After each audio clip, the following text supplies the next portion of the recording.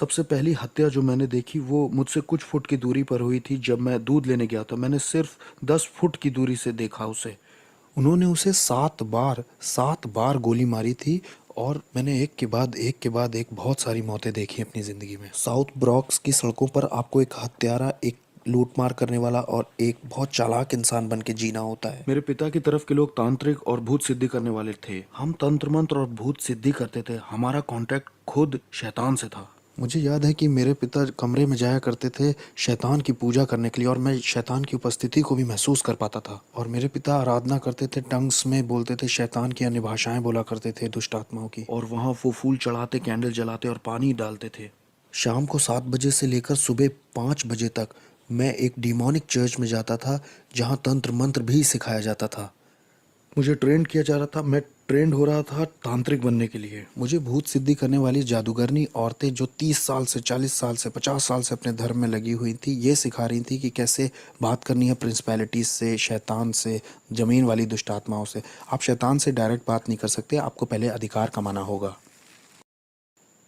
जो सबसे पहली बार भयानक हत्या हुई थी, जो मैंने बताया, वो यहाँ इस घर में हुई थी। हस्बैंड ने 52 बार पत्नी को चाकू मारा था और उसके सर को काट के अलग कर दिया था। हम उसकी बेटी के साथ खेला करते थे, इसलिए जब हम उसे छोड़ने आए यहाँ पर, तो वो यहाँ खड़ी थी। और उसको पता चला कि उसकी माँ इस तरह से टुकड़ों में काटी गई। इसी घर में हुआ था ये।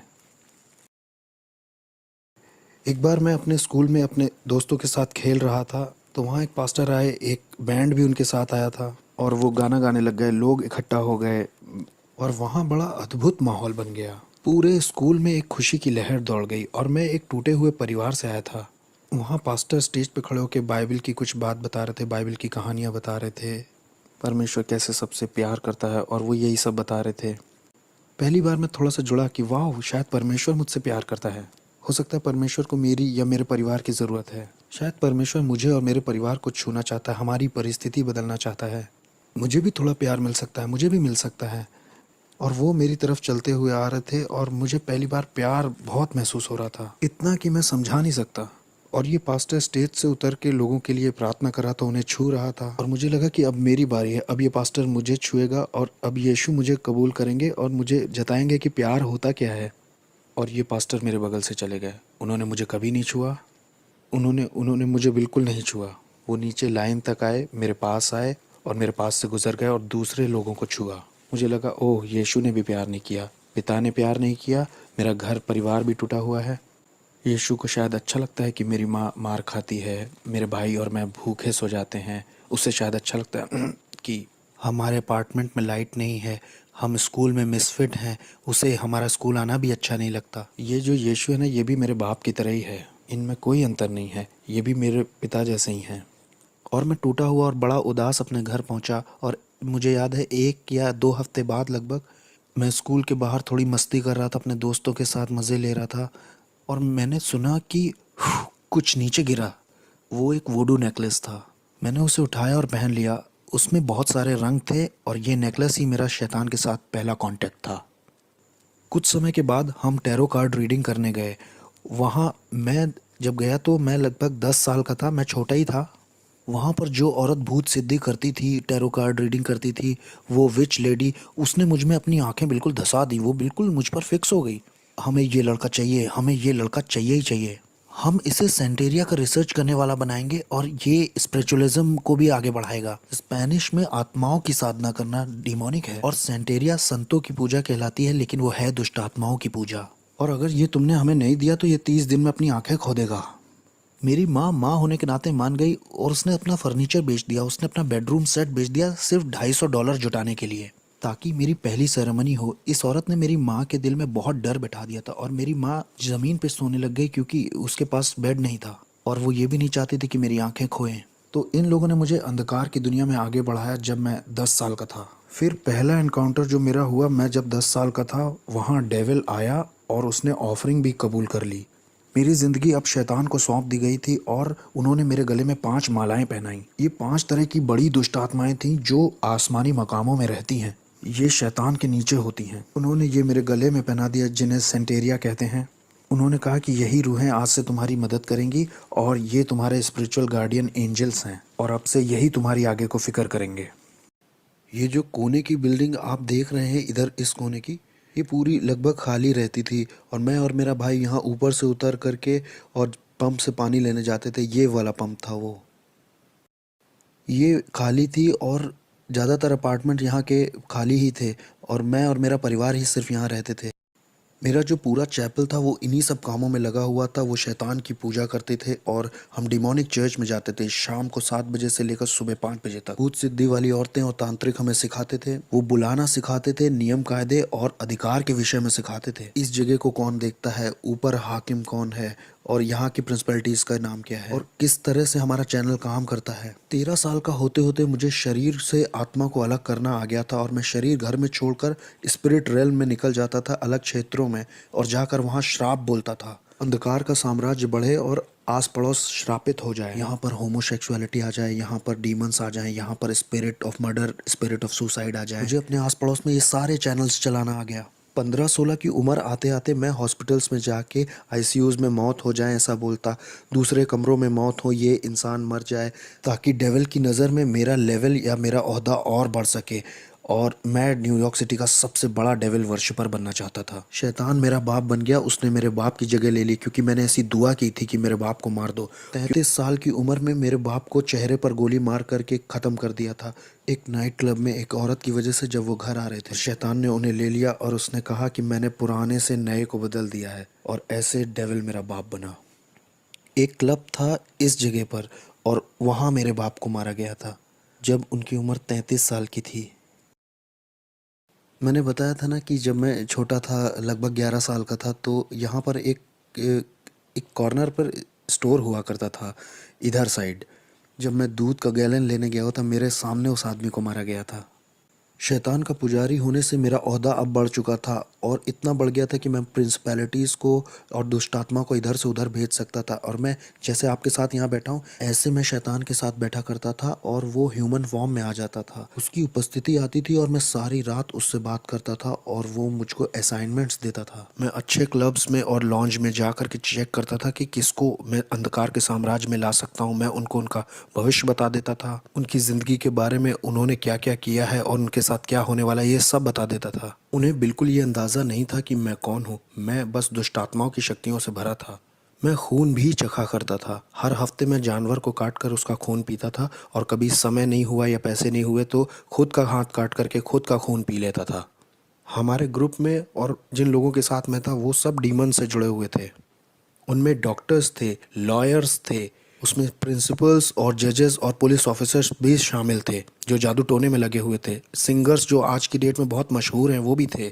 मैं एक हवा के हाकिम को दूसरी जगह भेज सकता था, नीचे ज़मीन की दुष्ट आत्माओं को दूसरी जगह भेज सकता था ताकि उस जगह की चर्च बंद हो जाए, चर्च की ग्रोथ बंद हो जाए और लोगों के सेव होने के सारे मौके छिन जाएं। कभी कभी मैं शराब में धुत होकर के दुष्ट आत्माओं से इतना भर जाता था कि सड़क के बीच में खड़ा होकर के परमेश्वर से कहता था, सुन तुमसे भी थोड़ा उलझना चाहता हूँ, आओ थप्पड़ मारूं या थूक दूं तुम्हारे मुंह पर, आओ भिड़ के दिखाओ नीचे। मेरी शादी भी हॉलोइन पे हुई थी, शादी भी डिमोनिक थी जो मैंने हॉलोइन पे की थी। दूसरी दूसरी प्रिंसिपैलिटीज़ के डीमंस आए थे मेरी शादी में, कोई इंसानी जात मेरी शादी में नहीं आई थी।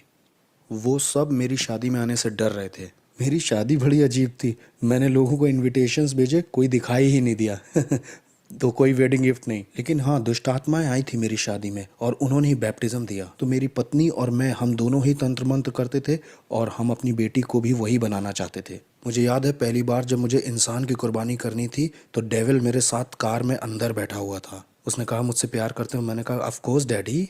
उसने मुझसे कहा कि छत के ऊपर एक आदमी है, वो तुम्हें नुकसान पहुंचाने आया है, तुम्हारा पैसा चुराने आया है, तुम उसे मेरे लिए मार दो अगर प्यार करते हो तो मैं छत की ओर ऊपर जाने लगा। मुझे याद है मैं 12वें माले में रहता था और जब मैं छत के ऊपर पहुंचा तो वो छत के पीछे वाले हिस्से सीढ़ियों पर छुपा हुआ था और ये आदमी 6 फुट 5 इंच का, वो लगभग 250 पाउंड का होगा। मैं डीमन पजेस्ड हो गया था और मेरे अंदर दुष्टात्मा गई, मैंने महसूस किया और अब मैं नहीं रह गया था। मैं उसे पकड़कर अपने अपार्टमेंट में ला के उसे चाकू मारना चाह रहा था क्योंकि मेरे पास एक कार्डोन पॉट था जो लगभग 100 पाउंड का होगा। उसमें 9 तरह के हथियार लगे थे जो 9 अलग तरह से इस्तेमाल किया जाता था और जैसे ही मैं उसे पकड़ने चला और उसे अपार्टमेंट में खींचने लगा, बस मेरे हाथ से फिसल गया और गायब हो गया। वो नीचे स्टोरवे के पास कूद गया। वो ऐसा जैसे ओलंपिक के एथलीट कूदते हैं, करके कूद गया। वो कूदा और गायब ही हो गया। मैं उसे पकड़ नहीं पाया तो मैं बहुत निराश हो गया। मैं अपनी पहली इंसानी कुर्बानी नहीं कर पाया। लोगों ने इसके ऊपर देखो कुछ लिख दिया है, लेकिन यहाँ पर एक डीमन है। ध्यान से देखो, ये वो डीमन है जो नर्क के दरवाजे की देखरेख करता है। इसी के बारे में मैं बता रहा था अपनी किताब में। वो सेंटेरिया वाली यही है, छोटा वाला दुष्ट आत्मा। ये वो दुष्ट आत्मा है जो हेटी को चलाती है। हेटी के ऊपर जो प्रिंसिपैलिटी है ना, वो यही है। और वहाँ पर जो वो वाला है ना, वो इस्लाम के ऊपर हाकिम है। अब यहाँ आगे आओ, ये देखो, लोगों को फंसाने के लिए द ट्रुथ। क्या हंसी आ रही है? सच, ये तुम्हें आज़ाद करेगा।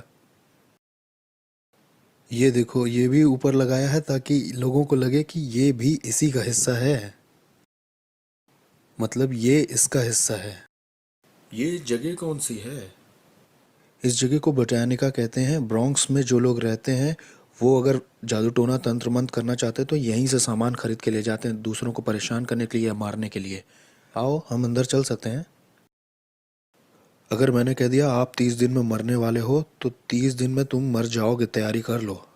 मुझे बिल्कुल परवाह नहीं कि आप कहाँ काम करते हो, आप किसे जानते हो। आई डोंट केयर कि आप अपने आप को क्या बुलाते हो। आप कहो आप कैथलिक हो, आप क्रिश्चियन हो, आप एक बिलीवर हो। मैं आपको मार सकता था जब तक आपका यीशु से जीवित संबंध ना हो।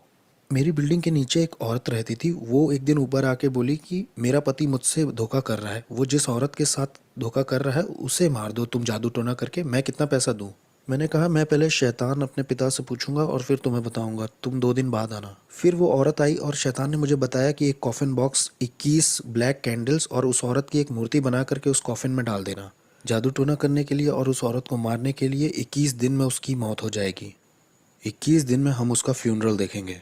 तो वो औरत आई, मैंने उससे कहा मैं $10,000 तुमसे लूँगा उस औरत को मारने के लिए। उसने कहा ठीक है। मैंने कहा अरे तुम्हारी मेरी जान पहचान है, मैं तुम्हारे घर भी आता था। तुम एक काम करो, 7,000 देना, 30% ऑफ दे रहा हूँ तुम्हें। मैं मार दूंगा उसे, 30% ऑफ है तुमको, $7,000 दे देना बस। जब वो औरत मेरे घर से जा रही थी तो बुड़ के बोली वैसे वो औरत क्रिश्चियन है। उसने कहा वो मसीही है। मैंने कहा अब मैं उसे फ्री में मारूंगा। मैंने कहा मैं उसको अब फ्री में मारूंगा, मुझे इन क्रिश्चियंस को एक सबक सिखाना है। मैं उसे अब फ्री में ही मारूंगा। मैंने कहा मुझे तुम्हारा पैसा नहीं चाहिए, मैं फ्री में मारूंगा। तो मैंने उस पर तंत्र मंत्र किया, वूडू किया, लेकिन 21 दिन होने पर भी वो मरी नहीं। एक एक महीना हो गया वो मरी नहीं। और मुझे लगा अरे ये हो क्या रहा है, ये मेरी इज्जत का सवाल था। मैंने शैतान को बुलाया, मैंने दुष्ट आत्माओं को बुलाया, मैंने बढ़ा दी अपनी जादू टोना तंत्र मंत्र। मैंने उस पर दुगना जादू टोना शुरू कर दिया ताकि वो एक रात में ही मर जाए, लेकिन कुछ नहीं हुआ, कुछ नहीं हो रहा, कुछ नहीं हो रहा। और एक दिन ऐसा हुआ कि शैतान ही आ गया। मैंने महसूस किया उसकी उपस्थिति आई, और शैतान ने मुझसे कहा कि हमें ये प्लान छोड़ना होगा जिस औरत को तुम मारना चाहते हो। मैंने कहा प्लान क्यों छोड़ना होगा, मेरी इज्जत दांव पे लगी है। मैं एक भूत साधक हूँ, मैं तांत्रिक हूँ। अगर मैंने उसे नहीं मारा तो लोगों को लगेगा कि मेरे अंदर ताकत नहीं है। उसने कहा तुम समझ नहीं रहे हो, जिस परमेश्वर की वो सेवा करती है वो उसे अकेला नहीं छोड़ता है, उसे छुओ मत। मैंने कहा कौन है ये ईश्वर? उसने कहा वो जिसकी सेवा करती है। मैं बहुत गुस्से में था। मैंने कहा नहीं, 1 हफ्ता और लेते हैं, चलो मारते हैं। उसने कहा नहीं, जिसकी वो सेवा करती है वो उसे अकेला नहीं छोड़ता है। जिस तरह का जादू टोना मैंने उसके ऊपर किया था ना, उसे 21 दिन से कम में मर जाना चाहिए था। और भाई कैसे हो? ये ईजबेल है, इनके धर्म की ये ईजबेल है। देखो ये कैसे काम करता है। ये स्टैचूज जो हैं इनका कोई मतलब नहीं है, लेकिन इसके पीछे एक दुष्ट आत्मा है। तो अपने खुद के लिए मुझे उसे पहचानने के लिए इसका बनाया जाना बहुत ज़रूरी है, नहीं तो मैं उस आत्मा से नहीं जुड़ सकता। उस दुष्ट आत्मा से मेरी जान पहचान नहीं हो सकती, हमारे बीच में कुछ कॉमन नहीं है। मैं आदमी हूँ, वो एक आत्मा है, और आत्माओं में भी वो दुष्ट आत्मा है। मैं उससे जुड़ ही नहीं पाऊंगा। उससे जुड़ने के लिए मुझे इसको बीच में लाना ही होगा। ये इंसानों की तरह दिखते हैं, लेकिन इस आदमी के पीछे भी एक कहानी है। उस कहानी की वजह से ही आप उससे जुड़ सकते हो, और ये दुष्ट आत्मा उसकी वजह से चलन कर सकता है। और ऐसा ही इन लोगों के साथ भी है। बाद में इनके नाम रखे जाते हैं, और इनके भी जन्मदिन होते हैं, इनके भी अपने दिन होते हैं। किस तरह से इंसान फंस के पकड़ा जाता है इस दुष्ट आत्मिक संसार में और तंत्र मंत्र में, जानते हैं? ये वो जाल हैं जिनसे दुष्ट आत्माएं ऑपरेट करती हैं, अपना चलन करती हैं। इन्हीं मूर्तियों की वजह से इंसान अपने सारे शैतानी काम और शैतानी मजहब चला पाता है। यहाँ ऐसी कोई चीज़ नहीं है जिसे पवित्र कहा जा सके, बस एक ही है, वो हम हैं। इस जगह पे होता क्या है? वहाँ पीछे तंत्र मंत्र होता है, वूडू होता है, वहाँ कुछ मंत्र बोले जाते हैं और उससे मूर्तियाँ पवित्र की जाती हैं। ये सारी दुष्ट आत्माएं चाहती हैं कि आप एक नई मूर्ति खरीदें ताकि आप दुष्ट आत्मा को घर ले जा सकें। ये देखो, खास प्रार्थनाएं, ये आपको विश्वास दिलाना चाहते हैं कि आप परमेश्वर से प्रार्थना कर रहे हो। मैं भी यही किताब इस्तेमाल करता था, खास प्रार्थनाएं। इनका मकसद ही है कि आपको लगे कि आप ईश्वर से प्रार्थना कर रहे हैं, लेकिन इनमें कोई भी ईश्वर में बाइबल का कुछ नहीं है, ना बाइबल की कोई बात है, ना क्रूस की कोई बात है। मैं न्यूयॉर्क अमेरिका में तीसरे नंबर का वो इंसान था जिसके पास एक ऐसी किताब थी जिसमें चिन्ह बने थे सारी दुष्ट आत्माओं के और सारे हाकिमों के, और कैसे लोग ये तंत्र मंत्र सीख सकते हैं। और कोई इस तरह की किताब को नहीं रख सकता, या किसी के पास ऐसी किताब नहीं हो सकती जब तक डेविल उस पर खुद साइन ना कर दे। और मैं तीसरा वो इंसान था जिसके पास ये किताब थी, और मैं इस किताब के निशानों का इस्तेमाल करके जादू टोना करता था ताकि लोगों का दिमाग खराब हो जाए और वो बीमार पड़ जाए। जाने कैसे तंत्र मंत्र से मैं उन्हें बीमार करके लेप्रोसी, किसी को कैंसर दे देता था। मैंने लोगों के ऊपर ऐसा जादू टोना किया कि उनके साथ गर्भपात हो, उनके जीवन में अबॉर्शन आ जाए, लोग हॉस्पिटल जाएं, सर्जरी ही करवाएं, बिना सर्जरी के हॉस्पिटल में रहें। जादू टोने से मैंने लोगों को पागल भी किया है। मैंने जादू टोना करके लोगों के ऊपर दुष्ट आत्माएं भेजी, बाइपोला की, सिजोफ्रेनिया की, और भयानक बीमारी और सुसाइड की स्पिरिट। मैं रात भर बैठकर शैतान से घंटों बात किया करता था। जब क्रिश्चियंस यहाँ चर्च भी 1 घंटे के लिए नहीं जाते, बहुत से क्रिश्चियंस 1 घंटे दुआ भी नहीं करते।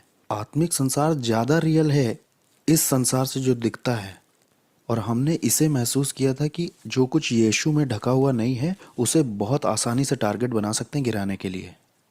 जैसे नास्तिक लोगों को आराम से मार सकते हैं हम। यहोवा विटनेस वाले लोग आसानी से मारे जा सकते हैं, मोर्मोन्स भी आसानी से मारे जा सकते हैं, और ऐसे लोग भी जो कहते हैं शैतान होता ही नहीं है, वो भी बहुत आसानी से मारे जा सकते हैं, क्योंकि वो आत्मिक सहायता कभी मांगेंगे ही नहीं।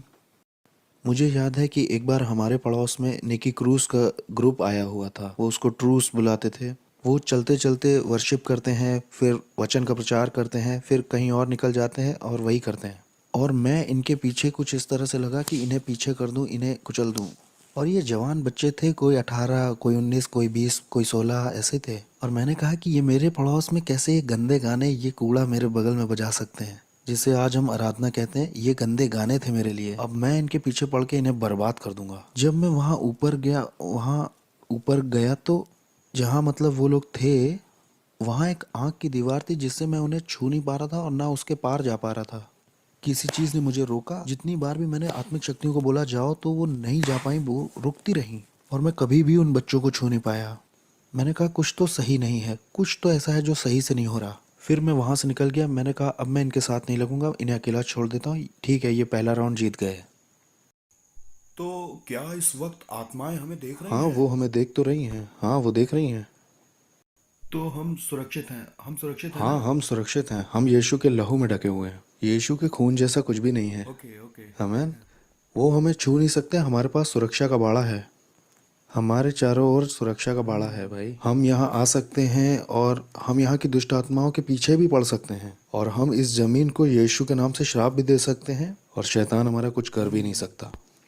मेरे पास बहुत पैसा था, बहुत बढ़िया कारें, बहुत सुंदर लड़कियां थीं। मेरे पास दुनिया का सब कुछ था। मेरे पड़ोसी मुझसे डरे हुए थे, क्योंकि जो मैं था, वो कहते थे तुम इससे उलझोगे तो तुम्हारे घर के लोग मरेंगे। तुम इससे उलझे तो ये बंदूक नहीं चलाएगा, ये सोते में मार देगा सबको। मेरे बाप शैतान ने मुझे बहुत बढ़िया चीज़ें दी थी, ऐसी ताकत दी थी कि लोग मुझसे डरते थे, जैसी मैं सोच भी नहीं सकता। यहाँ तक कि पुलिस भी मुझसे डरती थी, मेरे पड़ोस की सिक्योरिटी भी डरती थी। लोगों को ये मालूम था कि ये शैतान का बच्चा है, ऐसा कहते थे लोग। मैंने कई क्रिश्चियंस को घुटने पिला दिया, दुआ के लिए नहीं, क्योंकि उनमें ताकत ही नहीं थी। इसलिए नहीं कि आपका परमेश्वर ताकतवर नहीं था, मुझे गलत मत समझिए। परमेश्वर तो ताकतवर था, लेकिन बर्तन कमज़ोर था। बर्तन का कोई प्रार्थना का जीवन नहीं, ना कोई उपवास का जीवन, और ना परमेश्वर से इसका संबंध सही है। ये व्यक्ति भक्त जैसा बस बाहर से दिख रहा है, लेकिन कोई शक्ति नहीं है। ये व्यक्ति कमज़ोर है और इसके जीवन में कुछ हो भी नहीं रहा है। इसके पास बाइबल भी है, इसके पास कपड़े भी सही हैं, इसके वस्त्र सही हैं, लेकिन इसका कोई जुड़ाव नहीं है यीशु के साथ, क्योंकि ये उसकी इच्छा से बाहर है, उसकी प्रतिज्ञाओं से बाहर है और इसके डिवाइन पर्पस से भी बाहर है। इसलिए मेरा उस पर अधिकार है, मैं उसको गुलाम की तरह बना लूँगा, मैं उसे तोड़ दूंगा, उसके साथ तंत्र मंत्र करूँगा, मैं करता जाऊँगा एक मसीही से दूसरे मसीह, एक चर्च दूसरा चर्च, कई सारे। मैं हर वो चीज़ गिराता जाता जो यीशु के क्रूस को दिखाती थी।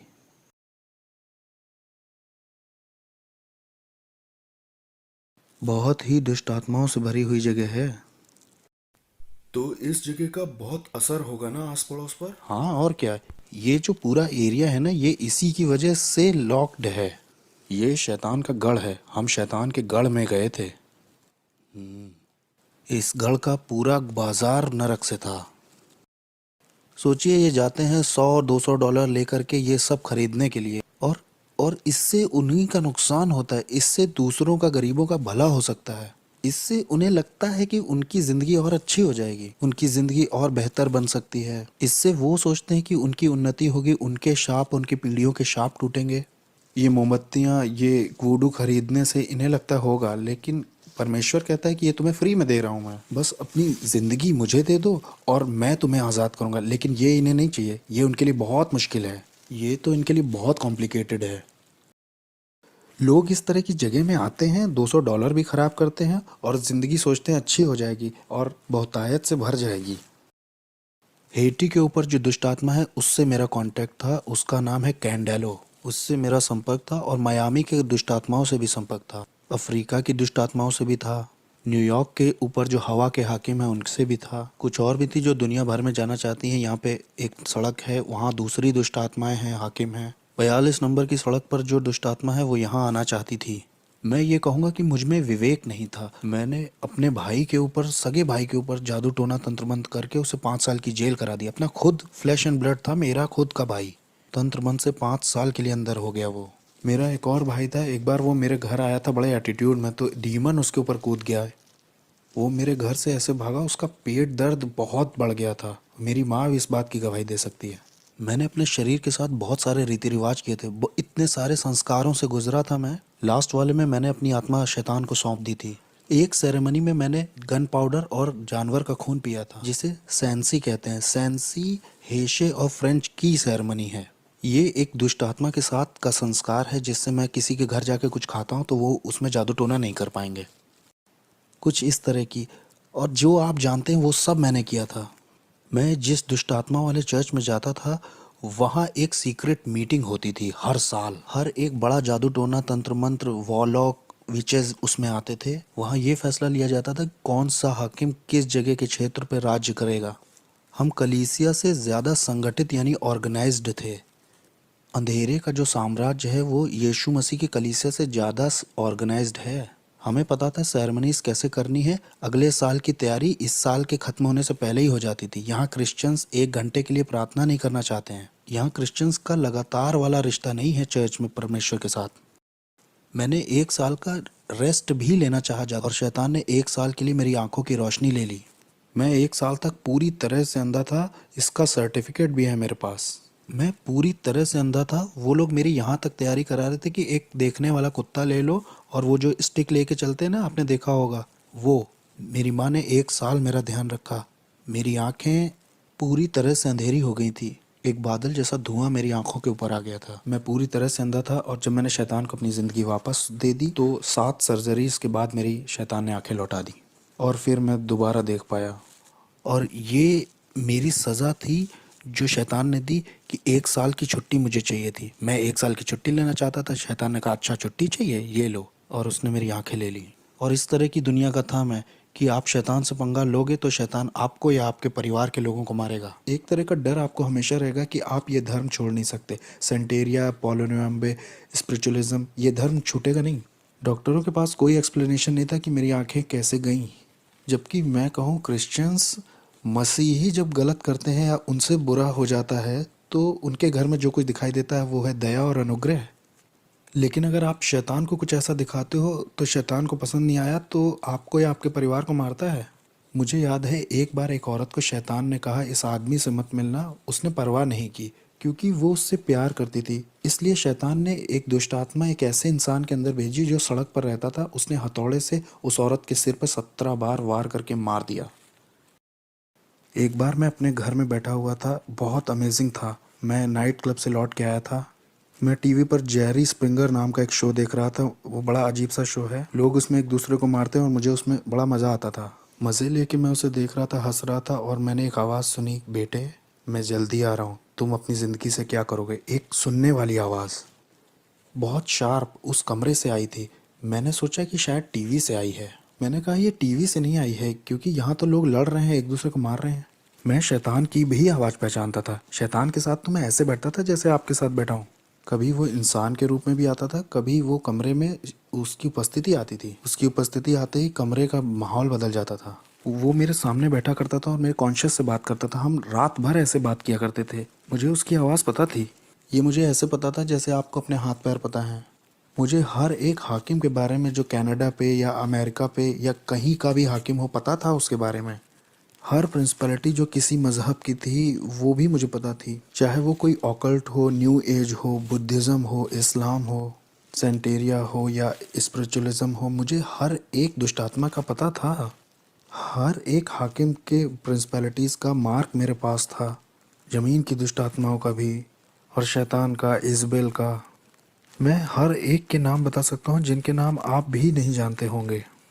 मैं उनको नाम से जानता था। लेकिन ये आवाज़ उन सब आवाज़ों से बहुत अलग थी। वो आवाज़ जाने कहाँ से आई थी, वो हवा से आई थी वो आवाज़। मैं एक तरह के सदमे में आ गया और फिर मैंने एक तरह का दर्शन पाया अपने अपार्टमेंट के दूसरी तरफ। मैंने देखा कि पूरे आसमान में आग है और नीचे के जो लोग हैं वो उससे बचने के लिए इधर उधर दौड़ रहे हैं कि कोई जगह मिल जाए शायद। मैंने कहा ये कैसा दर्शन, मैंने उसे छोड़ दिया। और फिर मुझे याद है जब मैं सोने गया, बहुत गहरी नींद थी और मैंने एक टी शर्ट मुंह पे डाली, मैं सो गया और मैंने देखा कि मैं एक ट्रेन में हूँ, उसमें बहुत सारे लोग हैं। मैं कुछ समझ ही नहीं पा रहा था मैं ट्रेन में क्या कर रहा हूँ। ये ट्रेन इतनी तेज़ चल रही थी कि आप समझ नहीं सकते। मैं पृथ्वी पर इतनी तेज़ किसी चीज़ में नहीं चढ़ा। और ये ट्रेन नर्क में आ गई। यीशु मसीह मुझे नर्क ले आए। और जब मैं नर्क में पहुंचा तो वो ट्रेन दरवाजे से बहुत कस के लड़ गई। एक इतनी तेज़ आवाज़ हुई कि सब खुल गया और बहुत गर्मी बाहर आ रही थी, न जाने कहाँ से। वहाँ सांस लेने में भी बहुत दिक्कत हो रही थी। मैं ट्रेन से जैसे बाहर आया तो उसमें जो लोग थे उनके चेहरे नहीं दिख रहे थे, लेकिन उनके चेहरे पर डर दिखाई दे रहा था। वो डर आप महसूस कर सकते थे। ये डर इस बात का था कि आप वहाँ से कभी बाहर नहीं निकलेंगे। और ये जगह पूरी भरी हुई थी। और मैंने कहा मैं यहाँ के लिए नहीं बना हूँ, मैं यहाँ नहीं मर सकता ना, मुझे यहाँ नहीं मरना, ये मेरे लिए नहीं है। मैं यहाँ के लिए पैदा नहीं हुआ हूँ। मैं अपने आप से ही बातें कर रहा था। मैं यहाँ नहीं रहने वाला, इसलिए मैं एक कोई सुरंग ढूंढने लगा जहाँ से मैं निकल सकूँ। तो मैं सुरंग ढूंढने के लिए आगे गया, या कोई खिड़की ढूंढने, या कोई, हो सकता है वहाँ कोई जगह दिख जाए जहाँ से मैं बाहर आ सकूँ और मैं अपनी रियलिटी में लौट सकूँ। लेकिन वहाँ कोई गैप नहीं था। मुझे याद है वहाँ जितना मैं आगे उस सुरंग में जा रहा था उतना ज़्यादा मुझे डर घेर रहा था और मुझे लोगों की तकलीफ़ें सुनाई दे रही थी, आवाज़ें। वहाँ अंधेरा और डर ओढ़ लेता है जैसे कोई कपड़ा पहन लिया हो। वो आपको लपेट जैसा लेता है। वहाँ आपका कोई बस नहीं चलता है। कुछ जकड़ जैसा लेता है, वो आपको जाने नहीं देता। यहाँ तक कि मैं अपना हाथ भी नहीं देख पा रहा था। वो एक पर्दे की तरह था, जैसे आप किसी बच्चे के कुएं या जानवर के कुएं में गए हैं। ये कुएं जैसा नहीं था, मैं समझा नहीं पाऊंगा इसे। और और इसमें से बहुत गर्मी और बदबू बाहर रही थी, ऐसा जैसे न्यूयॉर्क सिटी के गटर खुल गए हों।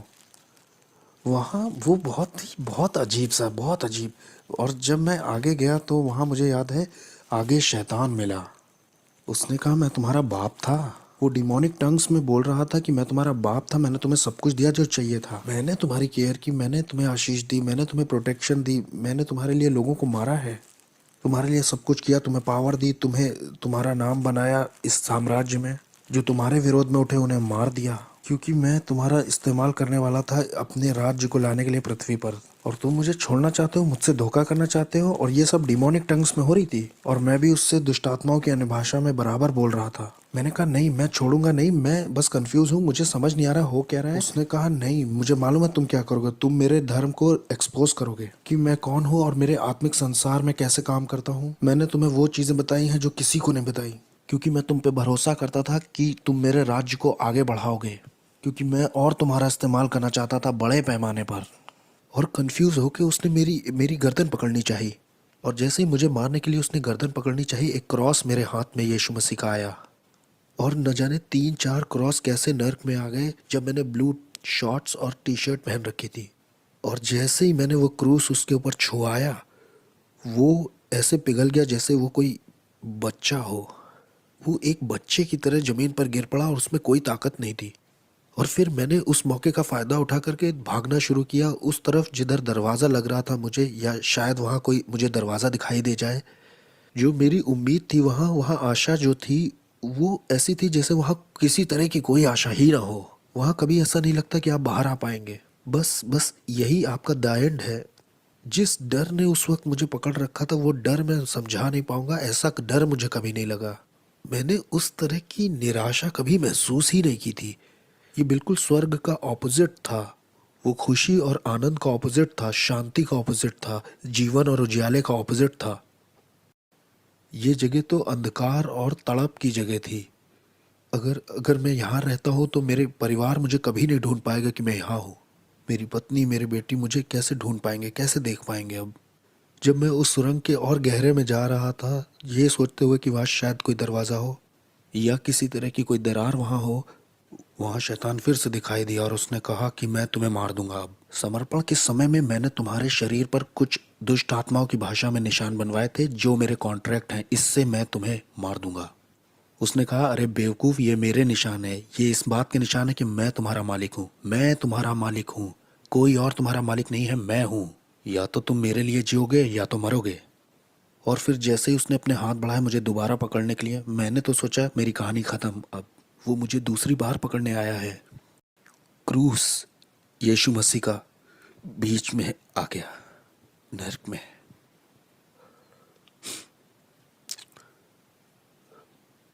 कोई प्यार नहीं है क्रूस से बढ़ के, जो मेरे जैसे पापी के लिए आए नर्क में। दाऊद कहता है कि अगर मैं अपना बिछौना अधोलोक में भी बिछाऊं तो उसे पता है। अनुग्रह और सच्चाई नर्क में दिखाई दी। अनुग्रह और सच्चाई को मेरे बारे में पता था। अनुग्रह और सच्चाई की मेरी जिंदगी में एक योजना थी। मेरे गलत, शैतानी, घमंडी और खुदगर्ज और स्वार्थीपन का जब अंत हो गया नर्क में, जब मेरा समय भी पूरा हो गया था, तब यीशु मसीह दिखाई देते हैं मेरे जैसे मिसफिट के लिए और कहते हैं, तुम्हारे लिए मेरे पास योजना है, मैं तुमसे प्यार करता हूँ जितना तुम सोच नहीं सकते। वो मुझे नर्क में दिखाई दिए और जब मैं वापस आया, मेरी आत्मा शरीर में वापस आई, तब मैंने अपने घुटने टेके यीशु मसीह के नाम से।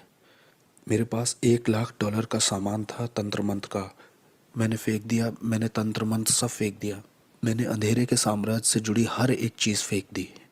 हेटी के लोग और क्यूबा के लोग और मियामी, न्यूयॉर्क के लोगों ने सोचा कि इसे मार दे क्योंकि ये बहुत जानता है, क्योंकि इसे बहुत कुछ पता है, इसलिए इसे मारना चाहिए।